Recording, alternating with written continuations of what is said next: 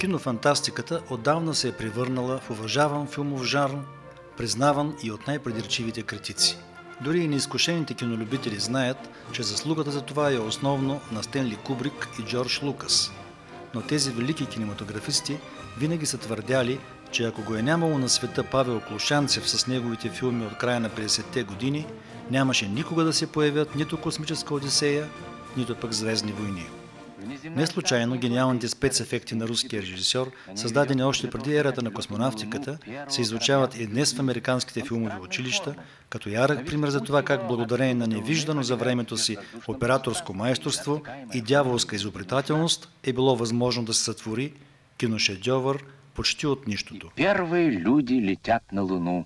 На ней ведет их в этот спящий мир.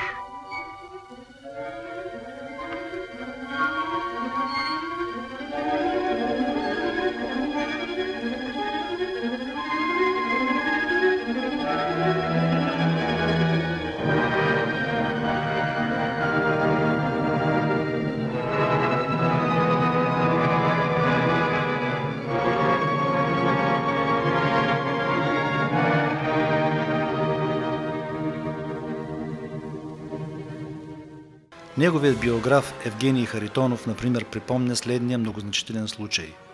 Докато работил над Междузвездни войни, Джордж Лукас посетил Съветския съюз, за да се консултира лично с Клушанцев, смятан от него за королев на научната кинофантастика.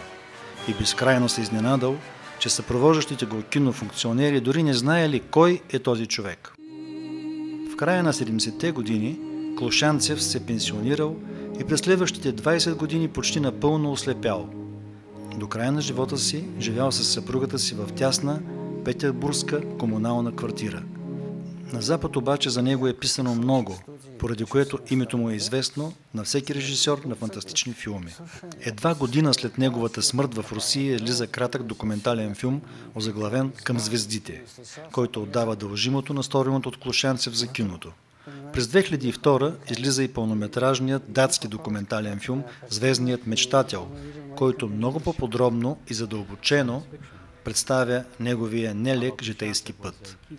В него прочутият американски майстор на комбинираните снимки Робърт Спотък, отличен с Оскари за визуалните ефекти във филмите на Джеймс Камерън "Пришелците" и "Терминатор 2", твърди, че светът на киното дължи именно на Клушанцев, а не на Лукас и Кубрик, появата на реалистични, мащабни филмови сцени от космоса. Той признава, че въпреки дългогодишното изучаване на творчеството на Клушанцев, все още не можел да се обясни как въобще е било възможно заснемането на някои сцени с оглед равнището на технологиите през 50-те години на миналия век. Целият живот на Павел Клушанцев е доказателство на това, че никой не е пророк в собствената си страна. Според Евгений Харитонов, дори в Руския научно-изследователски институт по киноизкуство няма достатъчно информация, която да е годна за написването на подробна биография за този човек. Знае се, че никога не е споделял комунистическите идеи. В едно от редките интервюта, дадени на преклонна възраст, Клушанцев споделя, че е успял да избегне лагерите благодарение на техническите си умения, които никой друг не притежавал и поради това са го ценили. Even though I am in no way guilty in the eyes of the people or the authorities, I fear the security police. Като малък, той мечтаял да учи за инженер, но съдбата се разпоредила другояче и той станал кинооператор. Завършил през 1930 година операторския факултет на Ленинградския техникум по фотография, след което бил разпределен на работа в киностудията Белгоскино. После се прихвърлил в Ленфилм, където освоил и режисьорската професия. Там създал специализирано звено за комбинирани снимки и заедно с малък екип от единомишленици започнал изобретяването на прочутите си кинотрикове, които използвал впоследствие в своите научно-популярни и научно-фантастични филми. Така, например, през 1948 година съвместно с оператора Лаврентиев изобретил луминесцентният метод за комбинирани снимки, който е широко използван в кинофантастиката. Направил десетки малки и големи изобретения, като камери за подводни и въздушни снимки, призмата Клушанцев, комбиниране на мултипликации с жива натура и множество още дребни, уникални приспособления. В 1957 година Клушанцев завършил научно-популярно фантастичния си филм "Път към звездите", който получил награда от Международния фестивал на научните и технически филми в Белград.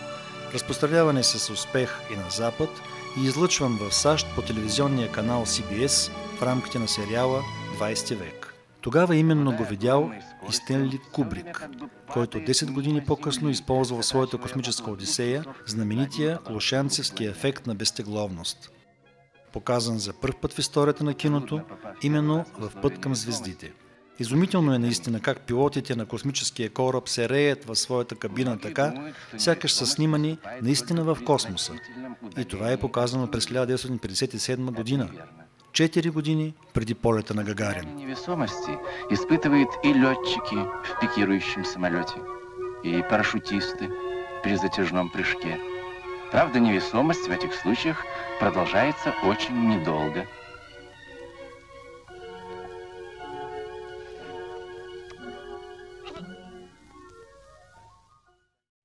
Впрочем, в своя филм Клошанцев показал удивително реалистично още много други неща, които съветската и американската космонавтика осъществяват значително по-късно. Например, излизането в открития космос, изграждането на орбитални станции и кацането на Луната. Грузовые корабли доставили сюда на орбиту строительный материал. Предметы ничего не весят, но их масса, инерция осталась. Сварка идет солнечными лучами. Они здесь всегда в избытке. Целые бригады монтажников-пустолазов трудятся в космосе.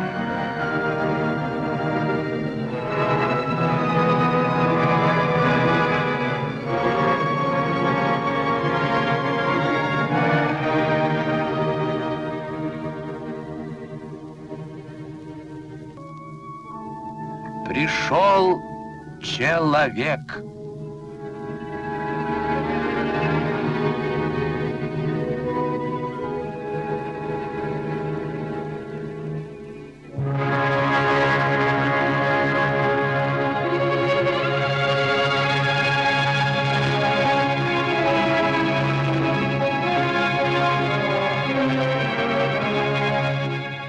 Тогава именно у Клошанцев се родила идеята да заснеме игрален фантастичен филм за експедиция до Луната. През 1959 година подал заявка, проектът му бил утвърден и включен в програмата на Лен Научфилм. Впоследствие в основата на филма залегнала повестта на Александър Казанцев «Планетата на бурите», а героите от филма вместо към Луната се отправили да завладяват Венера, за пръв път в историята на кинофантастиката. Филмът бил завършен в срок, но премиерата му се забавила по вина на Екатерина Фурцева, която в качеството си на министър на културата на Съветския съюз настоявала да се изреже сцената, в която героината от филма плаче. Според нея, съветската жена-космонавт не можело да има слабости, а още по-малко пък да плаче. Филмът излязъл по екраните през 1961 година, почти едновременно с полета на Гагарин, превръщайки се в хит на сезона.